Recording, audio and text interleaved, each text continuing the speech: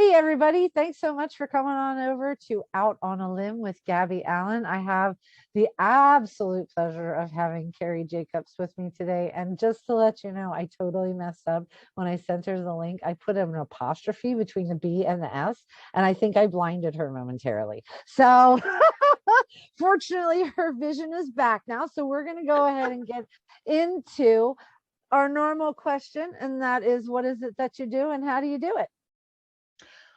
Hi, everybody. I am Carrie Jacobs. One word, no apostrophe. No apostrophe. None. I got you. So I write sweet contemporary romance. I call it clean-ish because there's no sex on the page. There is very much attraction. Yes. And there are some very mild swear words because I personally can't get through a single conversation unless it's with my pastor without saying shit. So my characters can't either. So yes, they're all small town contemporary romances, and that is what I do. I love it. So when you say cleanish, do you feel like, can you use like double entendres? Is there sexual attraction on the page, but they're just not culminating in it on the page? Yes. Okay. Yes. The characters are, of course, they're attracted to each other. Yes. Because it's, why would you get together if you're not to each other, really? I mean, it's I don't really want to go into how that works. Let's stick to your cleanish. Yeah, exactly. So it's basically, I'll use the brand name. It's basically Hallmark movies on a page. Excuse me. Okay. So a lot of times it's because the timeline is so compressed. Yes. And so it doesn't make sense for them to be falling into bed 3 days after they met. So they're not stopping in a closet in the middle of a gunfight to go at it. No, there is no hail of bullets and they have to stop. And okay. All right. Thanks. I appreciate knowing that, because if there's not, I need to, weigh that on whether or not I want to read it.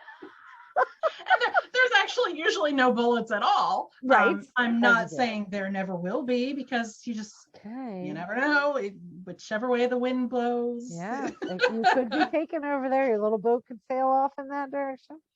Exactly. But I will totally make fun of you if you do that. So unless you do it deliberately, and you mentioned that it was really funny that they were doing this right now, I would be okay with that if there's acknowledgement of what is going on there. Yes. So Hallmark on the page. So you're talking more about like they don't actually have sex at all. It's not just that it's not on the page, it's that they're not doing it. Right. There's no sex. I may end up with a little more fade to black and closed door. Oh yeah. But especially for this series, it's just not going to happen. Okay.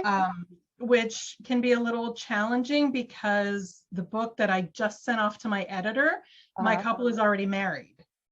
So that was a really interesting challenge. But it only took like 10 days was the span of this book. So and all kinds of bad things happened, and it was horrible, and all the drama. Absolutely.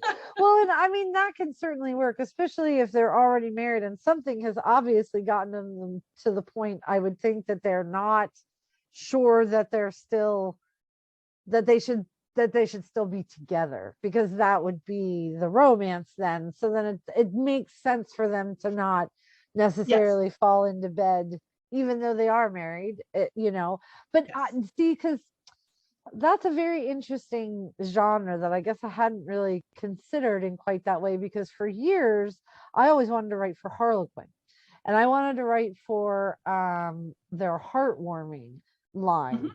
And in Heartwarming, there is nothing below the shoulders, nothing. And every hug and every kiss has to be emotional, not physical.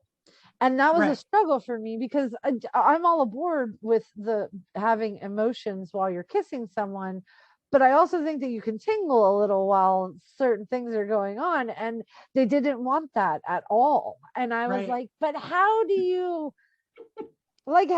decide that you want to be with somebody forever if you've never even tingled at all?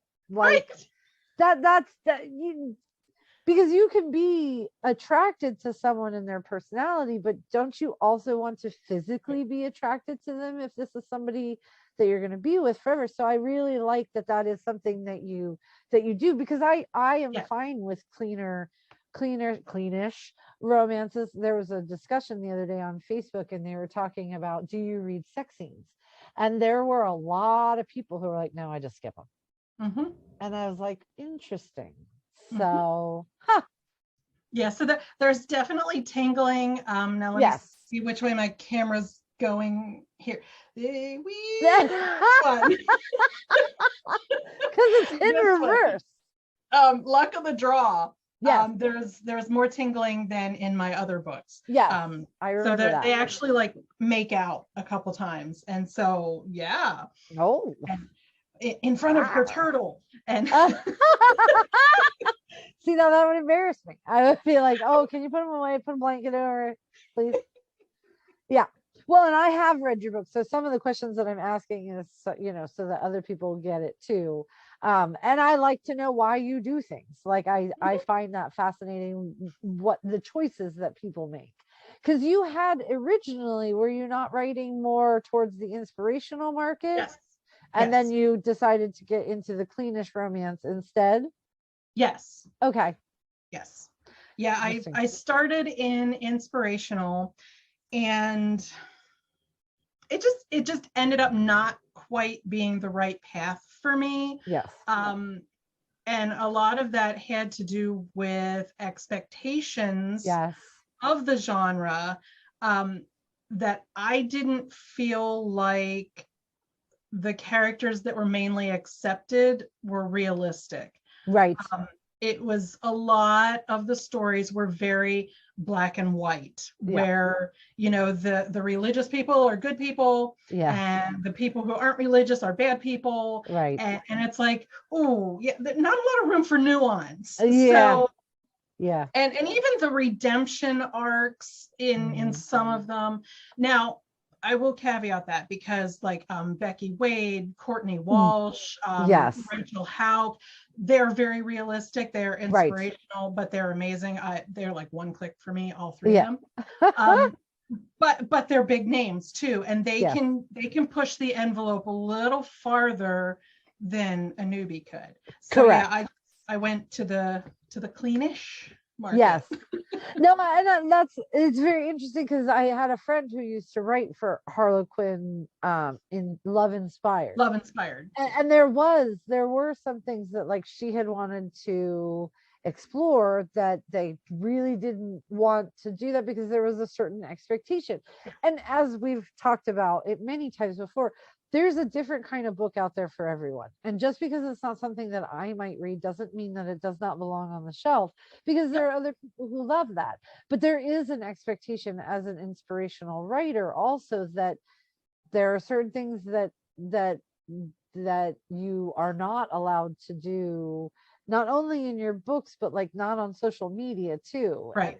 And that can be like, that would be a space that I think if that is how you are naturally as a person, please go write those books, because people love them and need them. But if you're not quite in there, then like you have, finding a genre that fits who you are. To me, that shows in your writing.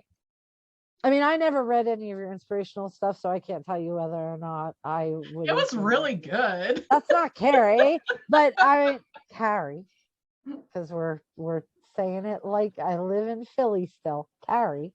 But I feel like you really picked a genre that highlights the things that you do really well to suck a reader into the story. Well, thank you. Absolutely. That's the goal. I know. All right. Sometimes. It's definitely the sweet spot for me, because, faith is very important in my life. Absolutely. But I'm a little edgier than, what you think of when you think of, a person of faith. Right. Like I said before, I can't have a conversation without saying shit. I mean, it's just... So Oh, this is my sweet spot yeah. because it's a little edgier, but it's still, I mean, I guess I would use the word conservative, not in a, No, you know, I got you. political way. Right. You know, it's just it's Hallmarky with Right. a couple swear words. And but that is more my speed. I can read Hallmark or watch the Hallmark channel for the Hallmark romances, and I am very bad, as just most people are around Christmas. You get sucked into watching 112 nights of Hallmark movies in 30 days. I am Yep. not I am not above that at all. But there are some times that I'm like, oh, could you be any sweeter? Oh my God, my teeth hurt. And sometimes I want something that's a little edgier, and I want something that's like, a little more realistic, I guess. And I do love seeing the super sweet ones. I'm not going to say that they don't have issues, but Sure. I do like a little bit of edge sometimes. Not necessarily all the way towards the other end. Right. So, Right. because I've been in this for a long time. I have a lot of friends who write a lot of different things. And there are some that I'm like, oh, okay. Well, that's a very pretty cover. It's February, but I'm gonna have to turn the AC back on. Right. And I used to actually critique for someone who did that previous to 50 Shades of Grey.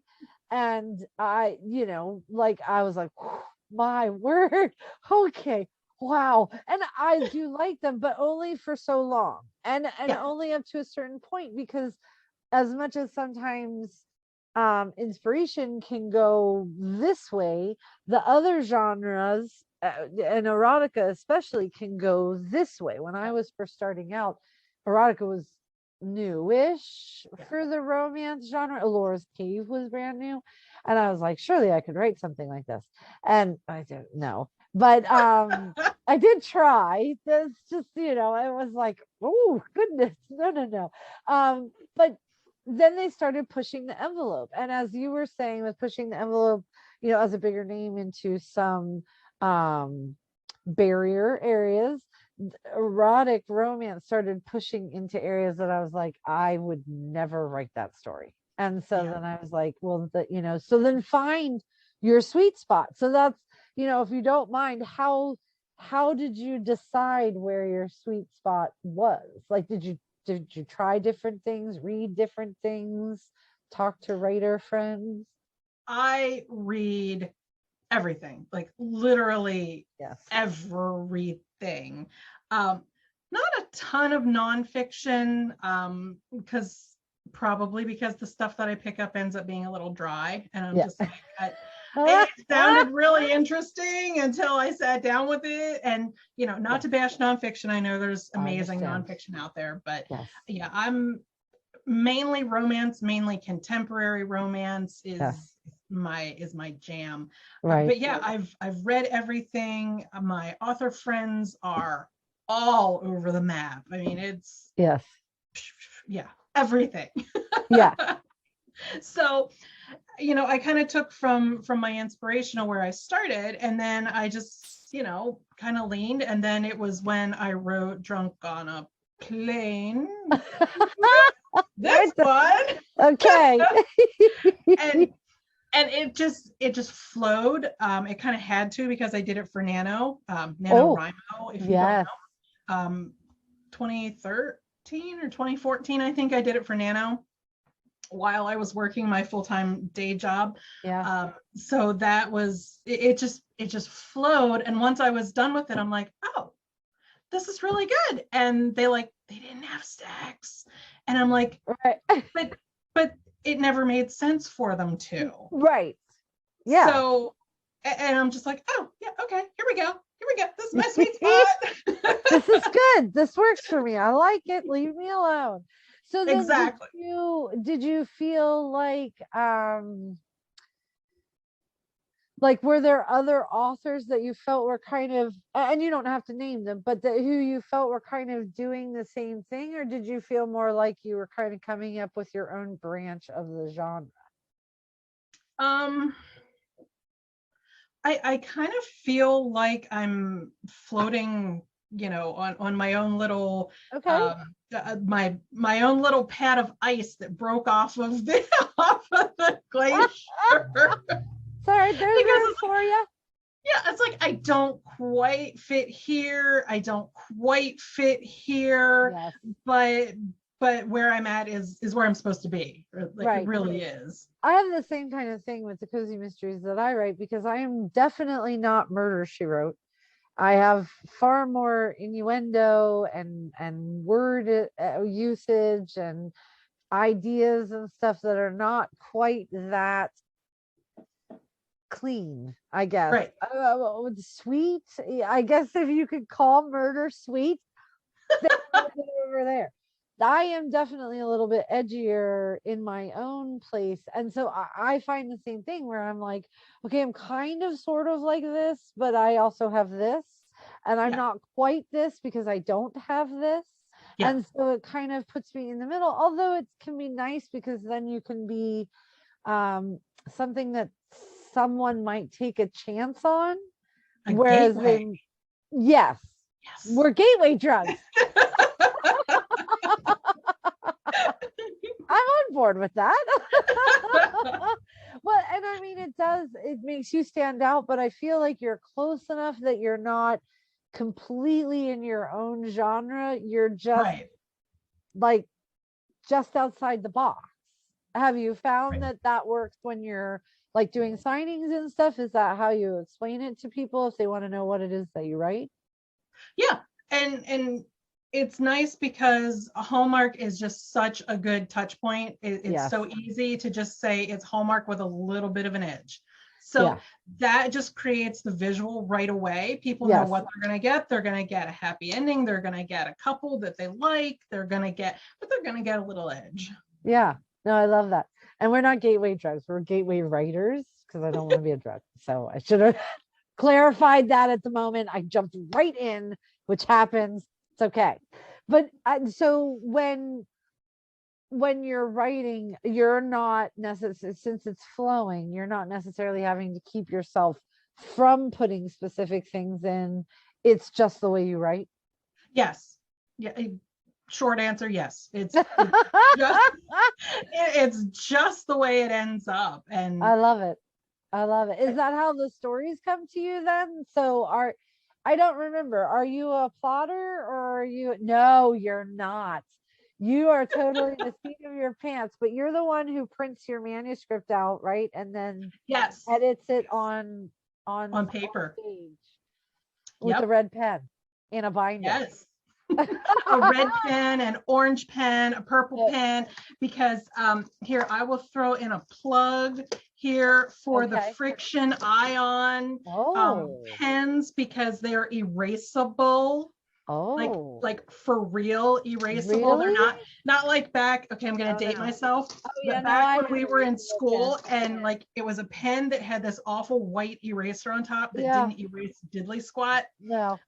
Yeah. What are they called? Friction. They are amazing. They are. Where are we here?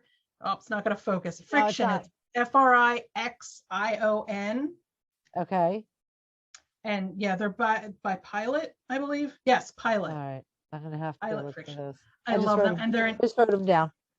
Every color of the rainbow. And do you use different colors for different things, or do you just pick one and that's the one you use for the manuscript? Okay. Well, there is a Margie Lawson, I believe, is the instructor, and she does deep edits, and she's got like 7 highlighters or something, and each highlighter is a different issue. That would make me want to rip my own head off. I highly recommend it for people who go well with that. I am not one of them. So I didn't know if you use different colors for different things. So it's just like all I feel like using pink today, so that is why we're using pink. And as you do. I don't think there's anything wrong with that. My green one ran out of ink, so now I guess I'm using blue. Oh my goodness! So then do you edit the whole manuscript and then go put the edits in and work with it as you're doing that? Okay. I do, and I don't have one here. Sorry. That's okay. I was going to use a prop, but you have the talking stick. Go ahead. So what I do is I print out the entire manuscript, and for budget's sake, I print it out in draft mode, and I print it out dual-sided on my laser printer that is like 18 years old. As you do. I love it. Yeah. But anyhow, I print it out and then I put it in a 3-ring binder, and then I go through page by page and I make all of my notes, and I don't look for anything specific. I look for something wrong. Okay. So I might find typos. I might find I changed a character's name, or I spelled it wrong, or I had blue eyes and now he has green. Yes. I have a character named Elliot, and every time I have to go back to my little character list to see if it's ELIOTT or ELLIOTT. I'm like, why? Why did I pick this name? So, but I will go through and find anything that is wrong or out of place.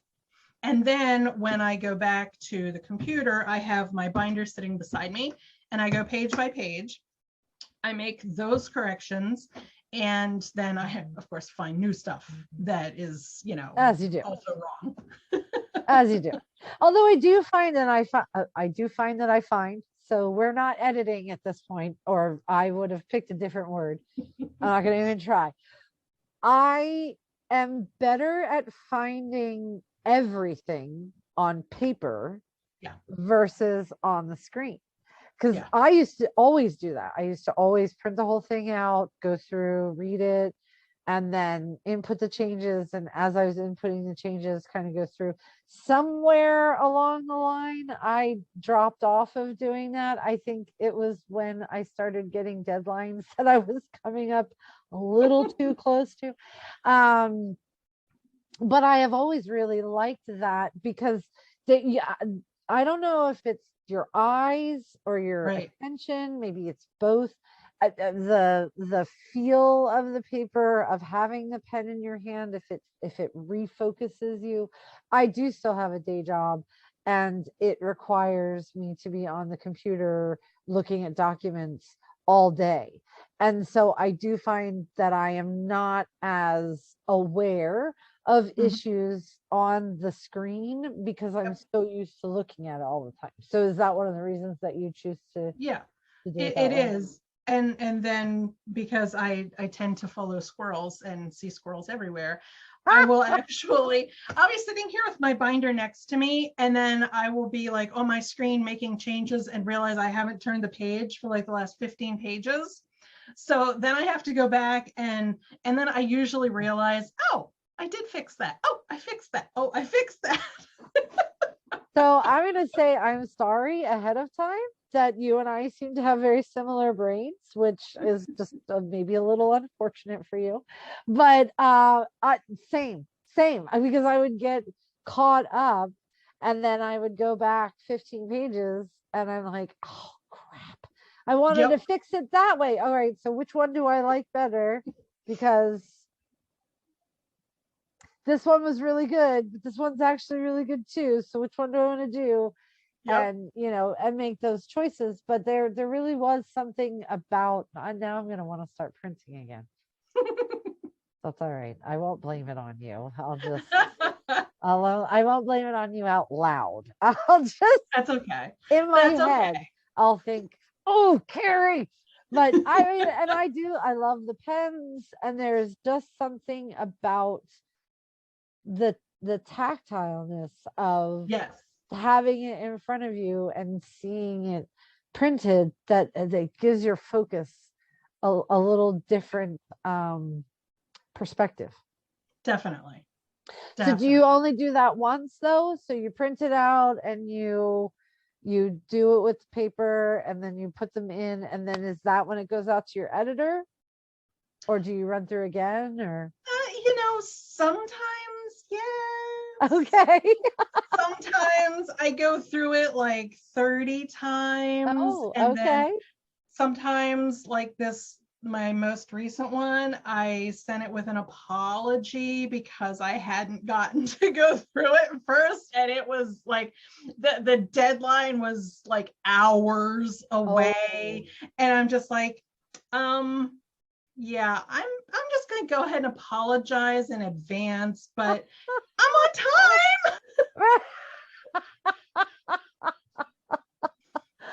Oh So my gosh, that's either so funny. either fortunately or unfortunately, she had just finished a book that was an absolute Okay. disaster. Oh, So my hot mess was like okay by comparison. lukewarm. It Yeah. it went to the lukewarm mess because of what she had just had to, yeah, no, I understand that.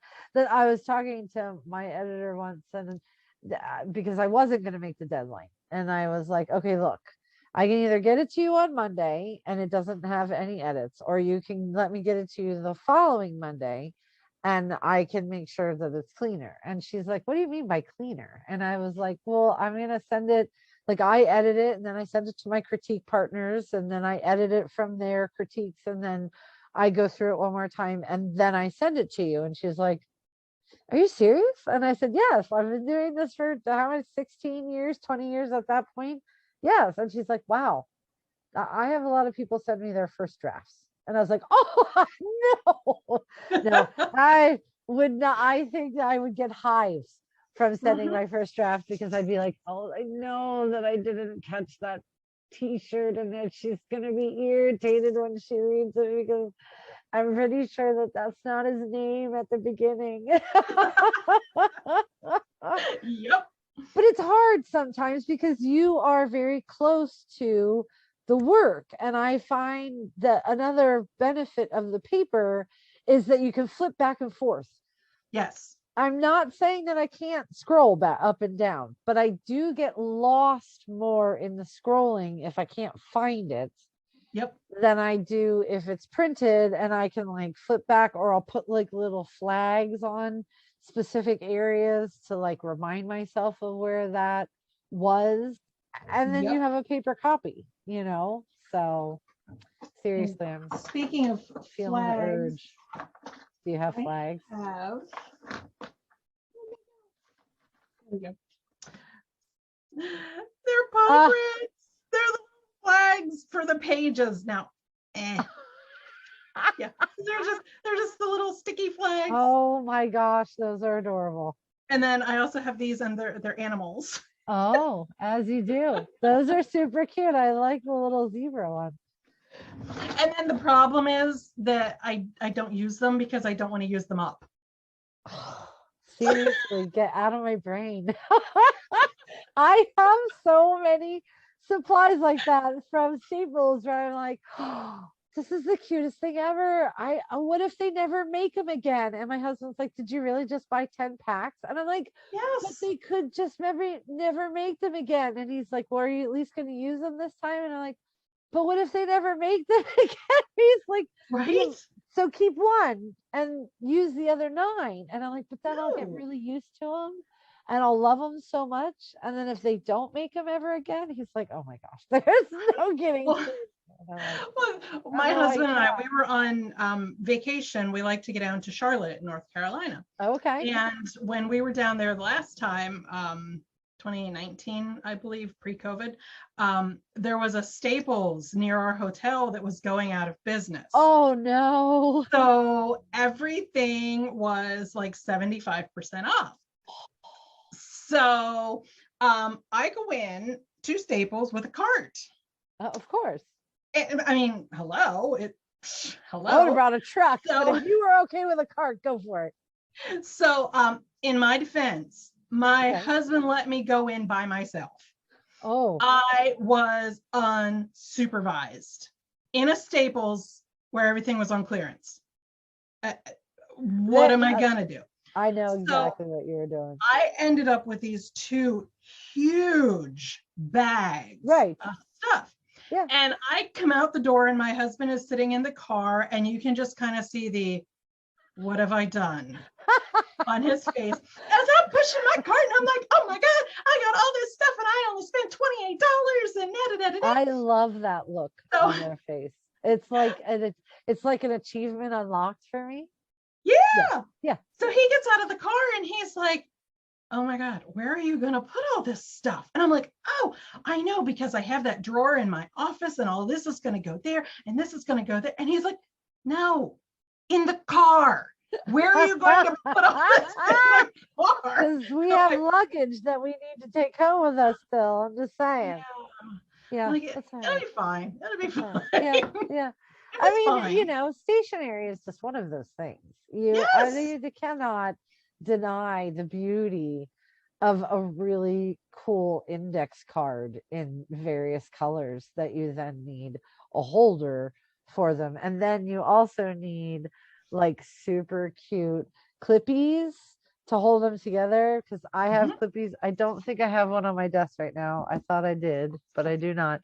But they have smiley faces like cut out of the clippy, and like some of them are winking at you, some of them are sticking their tongue out at you, and I'm like, this how do you turn that down? No, I don't think you do. And 75% off. I mean, come on. And a lot of what I got was Post-it notes. Now, we all know how expensive Post-it notes are. I mean, what kind of fool is leaving Post-it notes 75% off on the shelf? Are you crazy? No, absolutely. I'd totally go for that. So we should be sponsored by Staples right now, who should be coming on with their little and paying us, because I mean, really, we're whipping people into a frenzy. I guarantee you that there are going to be people who are like, babe, I'll be back. I'm going to Staples. I think too, though, that like when I write things on sticky notes or write things on postcard or note cards or whatever, it engages a different part of my brain, just like using different colored pens and using different colored highlighters for certain things. It gets me to a place where look at that. I love it. So cute. We are now sponsored by Staples, but like Staples, if you're watching, either one. We 2 for 1. I guarantee you, Carrie and I could negotiate a price that would work for you. 75%. We could probably be paid in Post-it notes, just in case you were wondering. But I think I would be on board with that. I think, because we as a society spend so much time on laptops and desktops and phones and messing with different things, even you go grocery shopping and it's all a touch screen now, and you pump gas and you don't even go inside anymore, you just hit the buttons and slide the cards and all that kind of stuff, that there is something very specific that triggers in your mind when you are writing a note to yourself or when you are writing. I find that I remember far more when I write it down than when I type it in, because I could make a note on my phone because I have like a little stylus, and I don't know. I'm still an Android user, so just ignore me.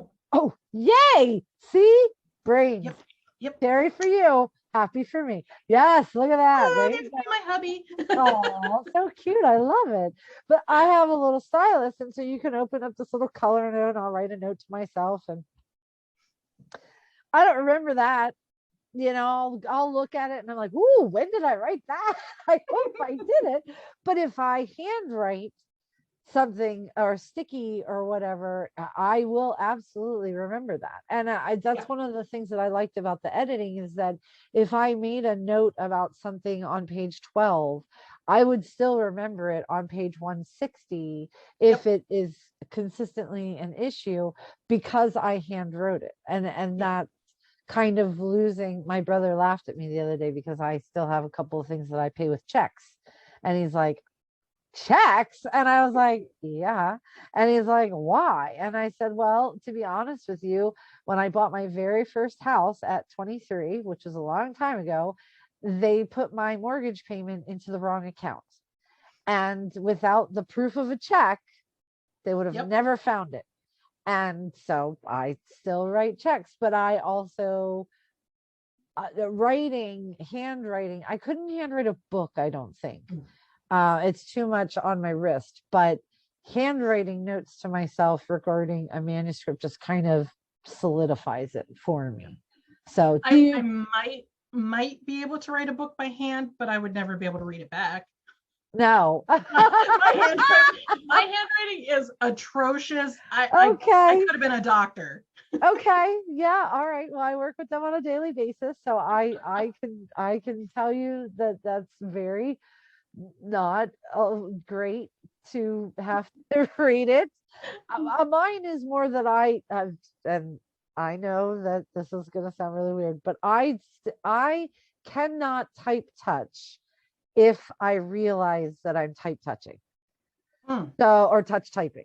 So like I took plenty of typing classes. I know all about the wolf or fox jumping into whatever brown thing and where all the keys are and stuff. The quick brown fox jumps over the lazy dog. Okay, so that one, something like that. I do know about that. But it's like playing the piano. So if I can play the piano, but the second that I realize I am not looking at the keys, I couldn't tell you where the C is anymore. And so same thing with a laptop. I can be typing away. My eyes are closed. It's all coming out there.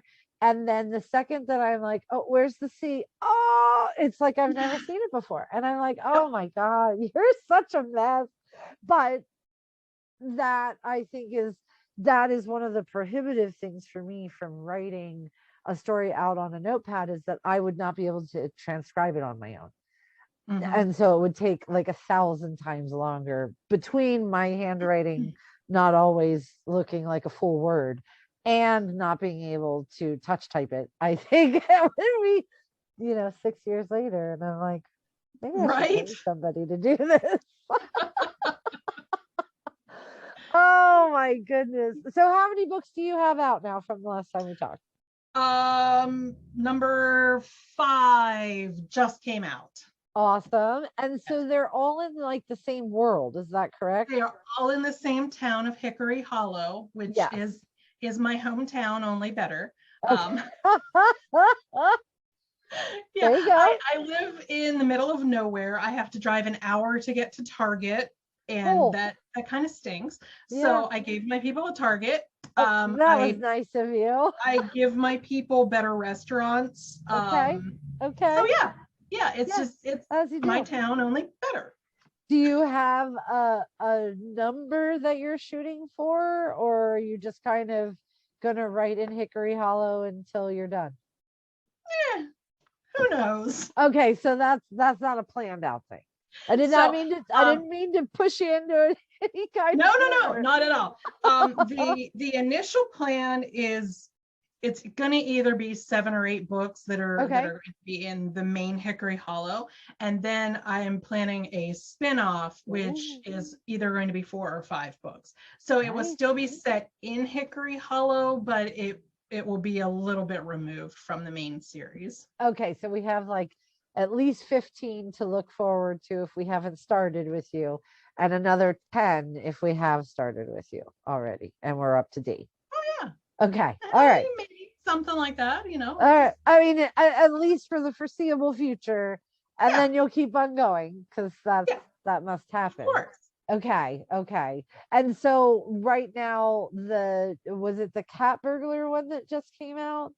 Yes. And that is called It does not want to focus on it because it wants to focus on you. Sorry. That's okay. Okay, so it is cat burglar. Okay. Yeah. I thought I had that right, and then I was like, oh God, if it's wrong, you don't want people looking up the wrong thing. And so it's Carrie Jacobs. Yep. .com. Do we have Carrie Jacobs author.com. Carrie Jacobs author.com.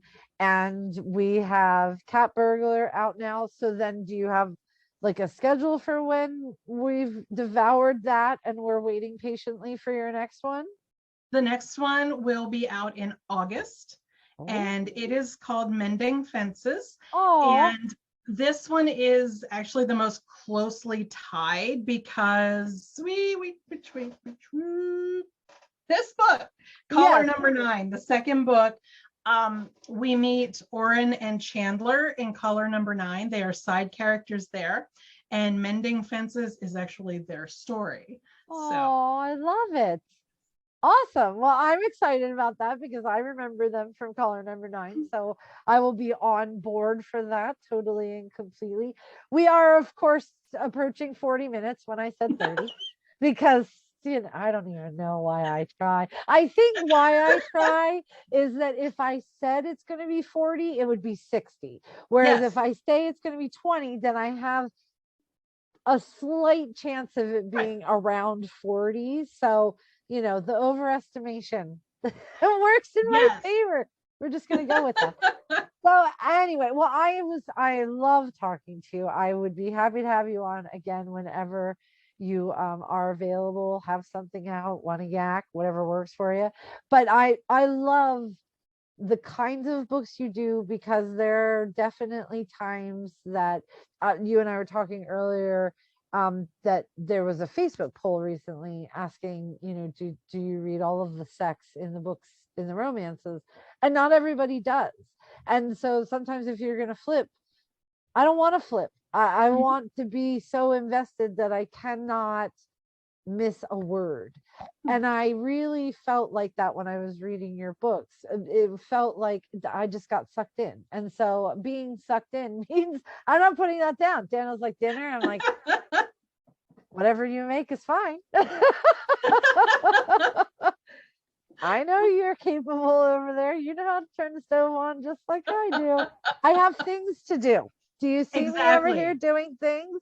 But I mean, I do really like the kinds of stories that you put out and the way that they come. Absolutely. And the Hallmark with an Edge is such a completely accurate I think description of them because it is Hallmark, but then it's more like somebody that might live next to you.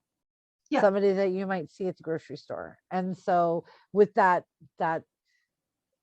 brush of reality, but still the fantasy of, two people falling in love in this small town, usually with a lot of onlookers who have a vested interest in whether or not you're staying and making things work. So, I will continue to look forward to more. And I am so excited that August is not as far away as it could be. So, but we will have you back on. And you have a Facebook group? I have a Facebook page. Are you more on Instagram though? I am more on Facebook. Okay. Because my readers are more on Facebook, so that's where I am. Okay, and that is also Carrie Jacobs?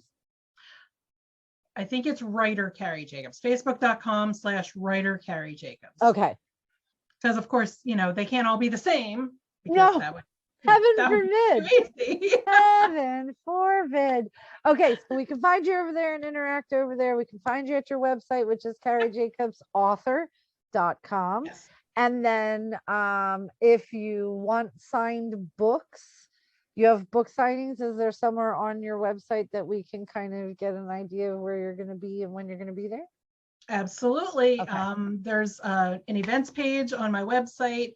Good. And also, if you are not local, I do have a form that you can order signed copies. Oh, okay. Super fantastic. Absolutely. Okay, so that's on the website itself. Yep. Everything's on my website, all my social links and okay. So that's probably the best place to start. And then they can find you from there. Like a scavenger hunt. Let's go look for you can find me. Where's Carrie on this one? Surely I'll find her. Give me a second. I love it. I have the same thing. I'm like, how many Misty Simons are out there? Do we have to? And then I chose Gabby Allen as the pen name, which is great, except that, there's a couple of people that are Gabby Allen for real. And of course. All right. Well, you need to get off of there because I need that name. Yes. Go away. Anyway, well, I will let you go because I can keep you on here for another 2 hours at least. And this has been so much fun. Thank you so much. Thank you. Absolutely. And if anyone watching has any questions, as I've offered before, you're more welcome to put them down in the comment section. I'll make sure that she sees them, and we'll try to get you some idea of how to answer that and how to make it work for you, or if you have any questions about her books. So thank you very much. And if I don't have the answer, I'll make it up. Because that's what we do. That's what we do. Just bullshit your way through it. There you go. We cinched it. It was going to happen. And there it is. All right. Have a wonderful day or night, 2 a.m., 3 a.m., whatever time it is that you're watching this. I hope that the rest of the day for that is super, super awesome. Thank you again, Carrie.